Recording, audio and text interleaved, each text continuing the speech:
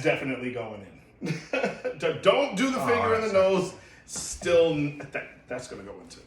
All right, so everybody, welcome back. You guys know the vibes. You know what it is. It is the Lac Show, LCA, Lights, Camera, Action. And today we have Alex Scriff, a.k.a. Scriff, a.k.a. the ball guy, a.k.a. the guy who comes and takes off his shirt, a.k.a. Mr. Smooth. I don't know why I call him Mr. Smooth, but we're going to leave that one in. Did I just get a new nickname I didn't know about? Yeah, man, this is what it is. We had to tell you what it is. I don't know how I feel about that. I feel like that's another ball joke at my expense. You're welcome. Yeah, so thank you for doing the show. I know I've been annoying you for quite some time to try to hop on. Life, busy, you have 2 kids. Thank you to your wife for letting us kind of come over and put stuff all over the place, which I will clean up. I got you, Sean. She's in the background, so we're going to wave and say, hello. Hello, Governor. You're welcome. Thanks, man. I mean, I guess thanks for having me. It's my first podcast, so it's a little bit intimidating. I'm not going to lie, but at least I'm on home turf, so I got a little bit of advantage like that. That's easy. But do the people know how many people are listening, watching? Like, we go back a long time. We're boys. We're pretty tight. So we're gonna start with the way back. For all you guys who just started this box lacrosse wave, that have just hopped on the train within like the past 5 years. This has been going for a long time, and this is the guy who introduced me to box lacrosse. I'm sorry. Sorry for all the people that have gotten hit with shots. We're gonna blame it on this guy right here. So, Scriff, where did we actually meet, bro? I was just trying to think of that. Is it that bubble? And I was playing with the Guru. I've been like Sterling. Was it? Yes, that's where it was. That was the first place. Holy crap! I think it's a center. Gillette, yeah. So we were there it is, I broke guys. that stick. I love that stick. Oh my god, so sweet with the pink mesh. Yeah, the Gurus were dope. Like the see-through green. I just saw somebody else with a Guru the other day, so it was pretty dope. But yeah, so we've known each other for quite some time, man. Yeah. Look, from playing there, and we were just playing regular men's lacrosse. I don't know how did you get into box lacrosse? So actually, that was down when I was in college. I went to Rowan University, which is pretty close to Philly, and there was just nothing to do in the summer, and I was sitting around going like, I got to get back into playing into a lacrosse league. Yeah. I just did like a Google search, found. Actually, at the time, probably wasn't Google, but some kind of internet thing. Ask Jeeves, AJ.com. I was an Alta Vista guy, I think. We have dated ourselves, bro. Yeah, it's all right. We'll skip that. So then I found the Philadelphia Box Lacrosse Association. Oh, nice. Yeah, at Rizzo, which is, if you guys don't know about it, Rizzo Ring. It's the best. Yeah, it's the best place. Yeah. And I showed up. I'm like, yeah, dude, I got this. I did not got this. I had no idea what I was doing. It was like a tough environment to break into. But after a couple of seasons playing there, I got to meet a lot of the guys at the time. It was like the Vipers, so it was like Joey Stainer, of course, Frank Menschner. What up, Stainer? Yeah. R.I.P. Frank. And I still played with Joe yesterday, Grandpa Stainer. So, then those guys were pretty nice to me, and I just kept coming around and got introduced to them with the USA Devo team and all that stuff. So, nice. So I guess that was like, I was probably 18 or 19 years old, so going back sometime. Holy crap. Almost 20 years. And look, for anybody who's out there who likes to do their Google searches and try to figure stuff out, those Devo teams were bomb. Those were the people that they literally were taking like half of you guys' roster and going to the Bowhunter Cup. Like these were legitimate box players. They were going up to Canada. You guys were back and forth to Canada all the time. You were going to different reservations, from what I know. Yeah, we went up to War Memorial a couple of times that I remember. I don't know if I ever made it to Canada with them. And at the time, it was there was like the USA senior team, and we just kind of had to tag along with them. Yep. And they would do pretty well. We got beat up a lot, especially in the beginning, but it was a good introduction to it. I actually think I met Crosby there doing that whole thing. So a lot of these guys you still see around, which is awesome to see. Yeah, so there's some deep lineage there. Look, you've been all around Jersey. You played everywhere. We played at Summit. I don't remember when you coaxed me into doing it, but literally you were like, I need you to come to Linden and play lacrosse. I think. Oh, yeah. I forgot about that one. That's when we started playing box lacrosse. That was like the first time. And that's also when I met Jenny. Right, because she was that's right. Because she was getting ready for the USA World Games, or not the World Games at that time, but I think it was Bowhunter. It must have been Bowhunter. It might have been, yeah. Yeah, because she was getting ready for the game, so that's how you broke me into box. And box was, look, man, it was better than basketball, which I love to play, which is hard on the knees because I'm old and fat. Even at that time, was still fat, so we'll throw that out there. It was more exciting than outdoor lacrosse because the pace was faster. I mean, I've seen it on TV. I can name a bunch of people. One of my favorite players was Sean Evans, Dangerous Dan Dawson. You got to meet Sean a couple weeks ago. Yeah, see? Dude, he's the man. That was a bad MF, man. He's a tough son of a gun, that guy. So I start playing box with you guys. Absolutely do not know what I'm doing. And I don't think any of us did, so it's fine. No, I think you knew a little bit more than all of us. So you were trying to break me into the game, teaching me pick and rolls. I mean, I remember all that stuff on the fly. I still think I can't do a pick and roll. I almost got one yesterday. Absolute complete lie, because when we were trying out, when we were doing all the stuff with the NALL, which was the North American Lacrosse League, for people that don't know, which rolled into the PLL, the players, it was before the PLL was the PLL. So, yeah, there's a lot of stuff. Yeah, we were all over the place trying out for these teams. We were up at Bucksmont County. We were doing the regional down in Virginia, the big regional tryout. Like, it got pretty crazy. I must have been concussed. I forgot about all that stuff. See, I got a good memory. I had to dig in old memory banks. So we did all of that stuff, man. And I remember as we started trying out, and I felt like I was starting to get a little bit better at box, we would still go out and play field lacrosse at Summit. Yeah. And we would be ripping it up because I was just like, it's so slow. And you would just look at me and be like this. And I knew to cut or knew what to do, knew how to move, because I was learning from you guys. And look, it literally slowed down the outdoor game. I was so bored when we went to go play those games. And it was like, I was just used to think that physically you were faster than everybody else. But look, man, if you play with somebody who understands box, conceptually, you were just out thinking everybody that we were playing with. You were like two steps ahead, man. I think that. I don't know if any of that's true. I appreciate you saying it. Nah, man, look, it's real, man. Yeah. I mean, that's definitely a thing that you see happen. But like, I think, when you were watching like the Haudenosaunee national team up there in Utica, they're not moving faster than anybody at all, or even take like Josh Byrne, or he's not really moving faster than everybody. Right. He's just doing everything sooner than everybody else because he sees it first. And I just love watching those guys. And you're right, it's that anticipation, that deception, right, that I think all those guys do well. I think that's the big difference between the field game and the box game. And kind of got me off on a tangent here, but everybody's playing box, right? And they think like, accuracy is the most important. And of course that helps. Yeah. But I don't think that that's the main difference. I think the main difference winds up being that deception that you're talking about, that anticipation, right? So it's easy to look fast when that guy thinks you're going that way, and you actually wind up going that way. You know what I'm saying? Yeah. Because like as good and fast as those guys are, and there's 1,000 American field players that are faster, right? There's 1,000 guys in the NFL that are faster or whatever, but they can't do that stuff. It's that anticipation, that deception, and it's just little subtle things that you don't even realize that they're doing until you're like, wait a minute, how'd that guy do that stuff? So I try to copy that as much as I can, but at this point I'm old and washed up, so I don't know that I actually accomplished it. No, I think you do good, man. The separation that you get is kind of ridiculous, man, when we're playing, and just the anticipation of when to go, when to stay, when to play D, things like that. I think you do a really good job at that. In relation to the U.S. women's team, the USA team, I've had a lot of them on, and I've gotten a chance to talk to them and start to unpack some of the things that happened up in Utica and at training camps and things like that.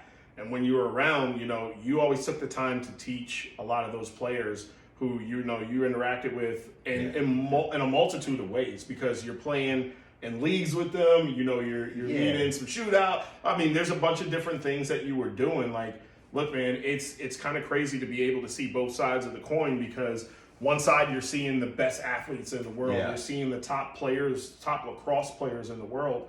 But when they turn into the top box players in the world, there's a huge, it's just, there was a real big difference of where they were in the beginning as to opposed to, where they were at the end. Yeah, I had to kind of laugh at what I saw as like the absurdity of me helping those women out, because like you said, they're the best athletes in the world. Yeah. And I'm standing there talking, I've become pretty good friends now with Erin Bakes, and she's awesome. Bakesy, shout out. She's incredible, and it's like, what the heck is she gonna learn from me? But like all of them were just so, I don't know, they were like sponges, right? They were looking to soak up the information, and they learned in like 6 months like a lifetime's worth of knowledge, and they just far exceeded anything that I could ever hope to do. But it was just awesome being involved. I'm so thankful that Ginny let me help out a little bit and get to work with, because they're real athletes. Like they're the best at what they do. Yeah, it's no joke, man. Once you see them, yeah. So and then in the winter, so I was playing with Erin, Ali Mastriani, and Kayla Wood. I mean, they're just, and, you know, it's like the first 3 seconds, you're like, oh yeah, I think they're gonna be all right, and you're like 10 minutes later, like, oh no, like they're the best players here. Like what did we think was gonna happen? I'm like, of course. You said, like, they're real athletes. Yep. We're just like, you know, I'm still just trying to play in beer leagues now. Like, that's it. I think that was the shell shock with a lot of the teams that played them, because I got to be on one of the teams with you guys where I sat the bench a lot more than anything else I did. But it was the shell shock of even playing the best team, the best amateur team in the United States, right? The Westminster Wild. Oh yeah, they're awesome, those guys. Yeah, man, they got an opportunity to play them, and I mean, like they've lost 2 games in 5 years. I think that's absolute insanity. First off, and second off, for them to play the U.S. team and then have the amount of respect that they had for them in the end was really cool. So look, let's push the story forward a little bit. So you teach me box lacrosse. Okay, no, we're not way back there. I'm just kidding. So tell me about Mexico. You got on a Mexico shirt. I want to know how you got involved with Mexico, because I have some deep roots with Mexico too, as you know, man. Yeah, so that's right. It's such a crazy thing. So tell me how you got involved. They were just looking for coaches, and I just put in a job application online. I was fortunate enough to play against Los Aztecas, which is run by Ernie and Diego Valenzuela. So anyway, they're great dudes, and then they were good enough to interview me. I didn't actually get the job, and that was, looking back, is probably the right call. Tony Gray, who coaches down in that, he actually has a team, the Golden Bears, which do a pretty nice job. They compete against the Wild. Yep. And then the number 2 guy is Rod Jensen, who coached for the Colorado Mammoth, and he's coached out in the Western Lacrosse Association a bunch. Yep. And just to be able to be around those guys was incredible. But so I didn't initially get the job, so I reached out to Tony, and he didn't know me at all. And I was like, yo, I'm Scriff. I applied for this job. I didn't get it. If you have any need for me, like, I would just love to be involved. Yeah. And he just was like, yeah, cool. Like, come around. And the first time I met Rod and Tony was at the tryouts, and I think we hit it off right away. Like, he's an incredible coach. I can't believe how much stuff I learned from him. Yeah. Just even from like a coaching standpoint. Forget about lacrosse. It was just the way he interacts with people, the way he plans. He has a lot of fun. He laughs a lot, you know, a lot of team building activities. Yeah. And to be around that was it was incredible. I learned so much from him. And then also Rod, he would talk so fast and say so many different things. Yeah. Be like, yo, coach. Trying to absorb it, right? Like, nobody even knows what you're talking about. It's like having a 4th grade education speaking to a PhD in their subject matter. And you're like, huh? Like, no, like, yo, hit me with that again. But, and the fact that those 2 guys agreed to have me on the staff, and then were just so generous and nice with me, so that I got to learn a lot from them, and then be around the boys. And, you know, it was an incredible experience. Like, I got to go to the World Championships in Utica with Team Mexico, which was an awesome experience. Yeah. And you know, we didn't perform, I think, as well as we had hoped. We had some obstacles and things that happened to overcome that we couldn't quite overcome. But you know, the chemistry and team building, and I think the foundation that has been laid for the future of Mexico box lacrosse, I think is a really great thing. Look, so in terms of what you learned from the coaching staff, what's the biggest thing that you take away that you're going to impart on, let's say if you get another coaching job with somewhere else, what's the biggest thing that you took away that you can use to further the game? I mean, this thing probably sounds pretty silly, but like, I didn't realize how much time goes into it. Like, we might have a practice for an hour and a half. I mean, it could be like an off day or an hour and a half practice, no game. And we were still working, I don't know, it seems like all day. Like, you're watching film, and then coaches break, because when you're next to the coach, they'll influence you, right? Even they don't mean to, right? So you break off. Everybody watches film on their own, takes notes. Then you come together and you break it down and take notes. And then you're like, okay, well, if they're doing this, what are we going to do to counter that? And then you have these really good and productive, I don't want to call them fights, but like respectful disagreements and arguments within the coaching staff. I'm like, no, I don't like what you're saying. I would rather do this. And you can kind of fight it out in a respectful way, and then kind of make your case. And then the other thing that was really great about that is I think we never carried any of those disagreements Awesome. off of that. And then also it's like, look, Tony's the head coach. Yep. So at the end of the day, even if me and Rod say one thing and he wants something else, it's what he says. He's the boss. Yeah. And I think we both did a really good job respecting that. And then once he says that, it's like parents, you got kids. Yeah. So united front to the team. This is what we discussed. This is what we decided. Yeah. And that's it. None of this like, well, I would have done that, but mom and pop at each other, can't right? Be like that. Yeah. And so it was great to learn that whole experience of like working hard behind the scenes, being able to have like a fight that's not really a fight, and then still kind of come together at the end to impart the decisions. And talk and create the united front against the team. It's crazy. As media, when I was up there, like I got a media pass because I couldn't be with the team. I was a volunteer assistant, whatever. I saw exactly what you were saying, but I saw it on a crazy level with so many different teams. The fighting between coaches because of the pressure. There's a ton of pressure. And just like you said, you're working all day long. It's not like you go up and you can enjoy the experience of being at the World Box Games like the players. It's more or less the players are enjoying the experience and everybody else is more or less just working, cracking away late nights. A lot of late nights. I would go out to eat and I would see like groups of coaches everywhere. I would go to do podcasting and you would just see the coaches just on a computer talking or in huddle because all the stuff that was getting kicked out and as fast as it was getting kicked out, just like you said, there was a lot of video to process, a lot to talk about. And I like that you guys had the healthy discussions. I like that you guys could talk about it and not drag it into a game or not drag it beyond where it needed to go because I feel like some of the coaching staffs were a little bit younger or more green in terms of they got into a tiff and it's like, nah, I'm not talking to you tomorrow because you're an idiot. You have to separate those things. And you can have the discussion, say, I want to do this for whatever reason. And this is my stance. And then the other coach disagrees, he has his stance.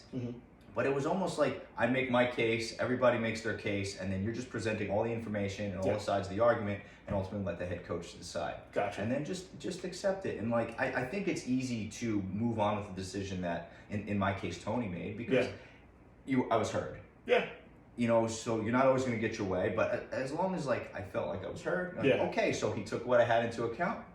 That's it. I can't ask for much more. Gotcha. And to both of their credits, they're both much more experienced coaches than I am, and they still really, I think, took a lot of my considerations, a lot of my thoughts into consideration, I should say. Nice. And again, sometimes they did it. Sometimes they don't, and that's the way it goes.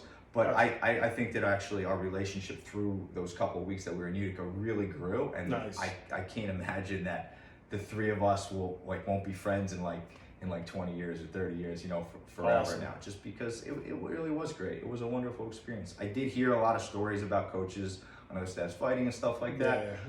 But what's crazy to me is we didn't do a lot of winning, and we still were able to keep that kind of positive attitude. And it's nobody's fault. I don't mean to put it like a criticism that the boys worked really hard. It's just a tough tournament. Hell yeah. And so we didn't win as much as we wanted, but you would expect a team and a coaching staff that wasn't experiencing the amount of success that we would have liked to have had more of like a toxic relationship, but it wound up being pretty great. Nice. That's a good way to break you guys into the World Games. Look, man, it's not easy to win. It's hard as hell. We all know it.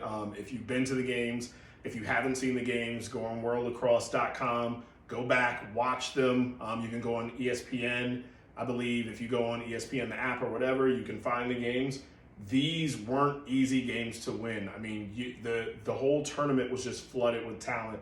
It was flooded with professional talent, whether people were professional, indoor, outdoor. It was flooded with collegiate talent. It was flooded with all different types of talent. People who just specifically played box lacrosse. It was kind of crazy. What was your biggest surprise? What surprised you the most about just going to the tournament and being there? Yeah, I think it still just comes back to the amount of time and energy that goes into this whole. First of all, the event was incredible. And I think it's easy to overlook how big of an event it is and how much planning that goes into massive, it. You see kind of maybe in the videos on TV just like little snippets, but it's all day, every day. Right. The event staff is there all day. Like when I would get to the rink some mornings, they're there. And where you have a late game, we're leaving at 8, they're there. So they're just there working the entire time, and really just everybody's got to pull in the same direction. You can't imagine the amount of event staff that are there just kind of keeping everything together. So that kind of surprised me. And really just it's a stupid statement, but it's like the days are long, but the event is quick. Like, it seemed like when I was doing it, it's like, oh my God, this day, like, is this day gonna ever end? Are we ever gonna get a chance? And then it was like, oh wait, it's over.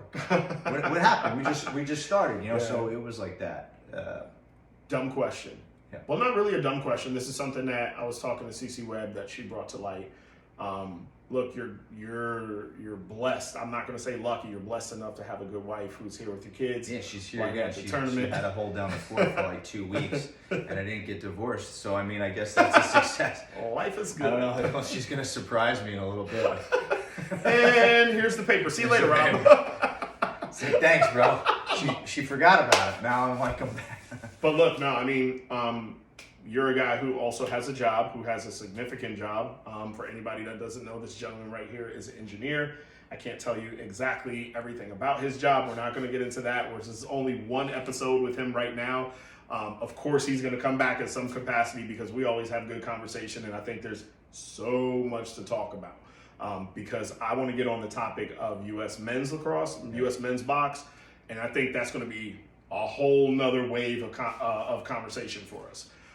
But coming back from the tournament and getting back to your regularly scheduled life, I was asking Cece about her support system, right? Yeah. You have a good support system here that were taking care of the boys as you were here.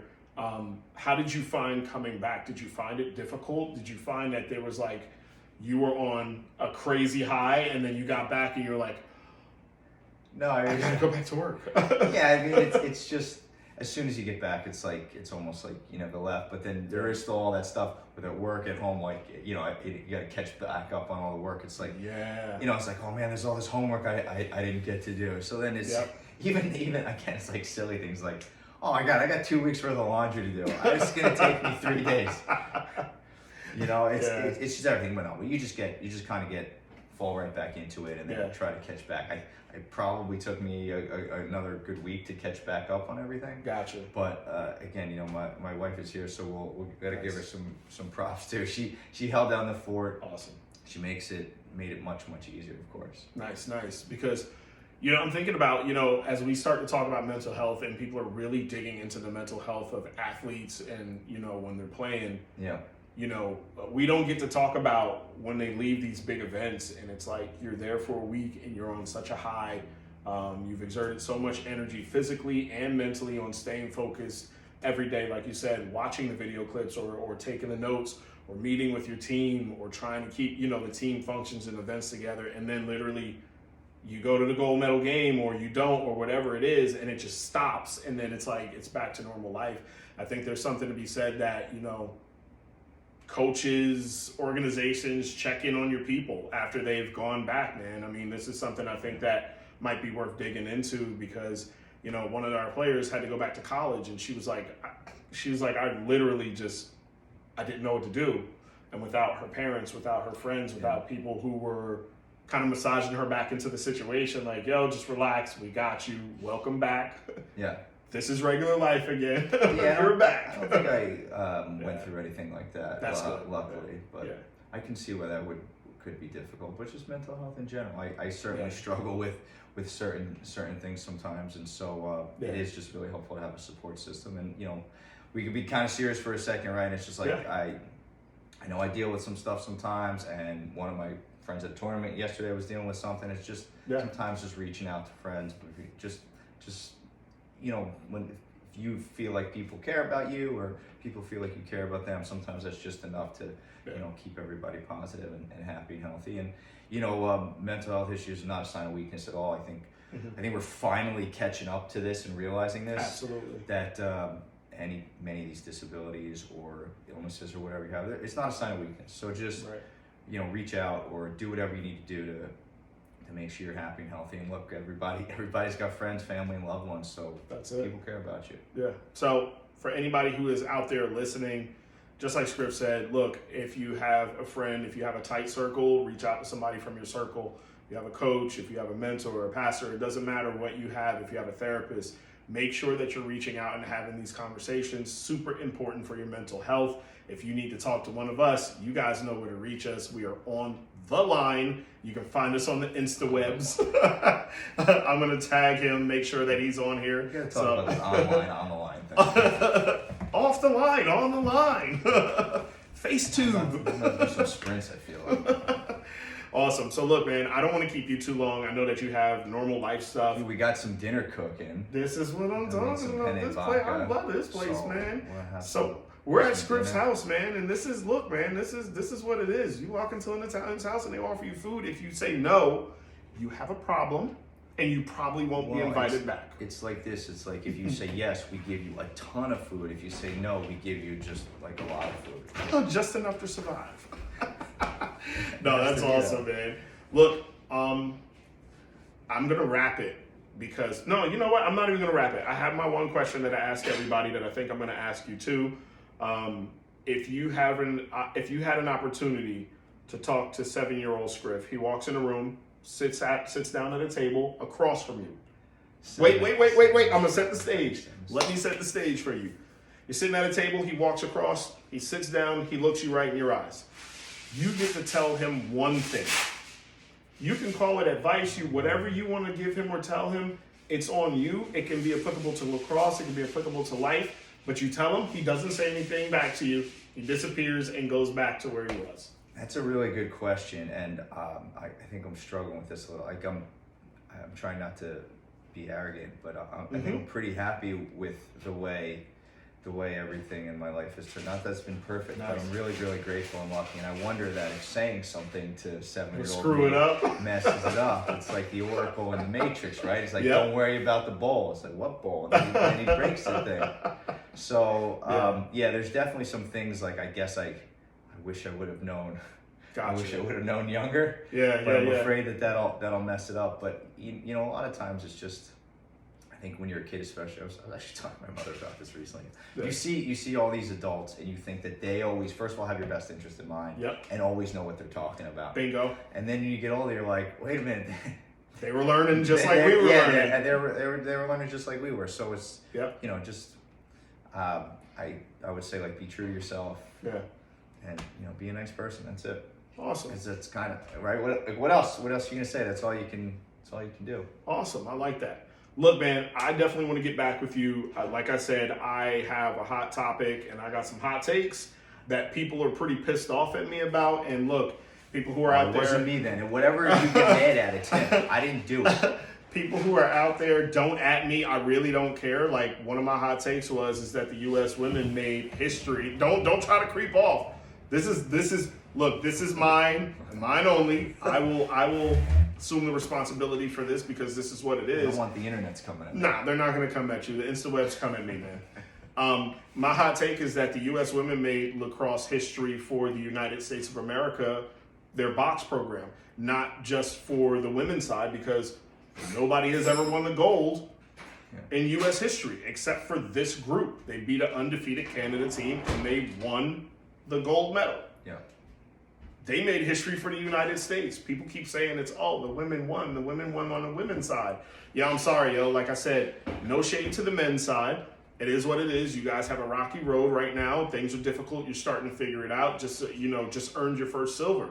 And that was, let me tell you, that was rough for them to earn. I mean, you saw it. The boys look good. Goodleaf with that save. That was the save heard around the world, man. I mean, he literally saved the tournament for them so that they can make it to that gold medal game. Like, it was, come on, man. Like, I give you guys props, but look, man, game recognized game. You guys need to understand. Somebody's going to come through and they're going to make a documentary about it, and it's going to be, the women, made history. You got the setup now. You should make it. You know what I'm saying? Maybe I'm going to get on my Grizzly and do this. But I definitely want to talk about that men's team because these are things that we always just talk about naturally. We have arguments about these things, about who should have been there, who shouldn't have been there. I know they had a big face-off situation with Nards and somebody else who got cut. We're not going to say no names, but I think I like to digest some of that stuff that happened. Having a little 22 in there, Spallina, I don't mean that you little, but having him in there, I literally thought, my thoughts were people were going to come after him because he's a tiny dude. I know he's strong. I've coached against him. I've seen him play. The guy can play the game. He can think the game. And he's gotten better and better and better. And he literally showed up for the U.S. when the lights were the brightest. I mean, that's the other thing, like, to reflect back on what we're talking about with coaching. It's like, when you look at all those stud athletes that USA had, I don't envy those coaches at all to have to go through and put together a final roster. Because like you're saying, there were some incredibly talented players that didn't make the cut. And then I think it's always easy for us to, like, sit back here and, you know, say, well, I should have put the, you know, hindsight's always 20/20. But I thought the men balled out pretty well too. I thought they had a really good showing. I think they were a lot of fun to watch. Yeah, definitely. So, you know, I think they took a really nice step forward. And, you know, I was at most of their games as a spectator. Just watch it. I mean, it's incredible how great of athletes those guys are too. Standing on the glass, go, oh my God, what was that, Ricky Bobby? And you're like, dude, like, that was a person running by it. No way. Yep. I got to eat breakfast and some meals with them, and it was just funny. Like the people that walk past you, and I'm just like, move out of my way. I'm trying to get some potatoes. You know, like, and then I look up, and it's like, I know you.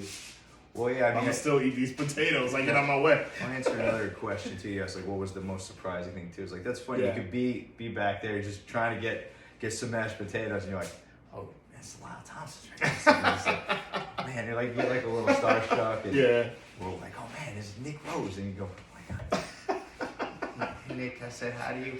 And like everybody was just so cool and accessible, and it was cool just being in the same space as a lot of those guys. And one time the Haudenosaunee actually came out. We had a small, quick shoot around with Team Mexico.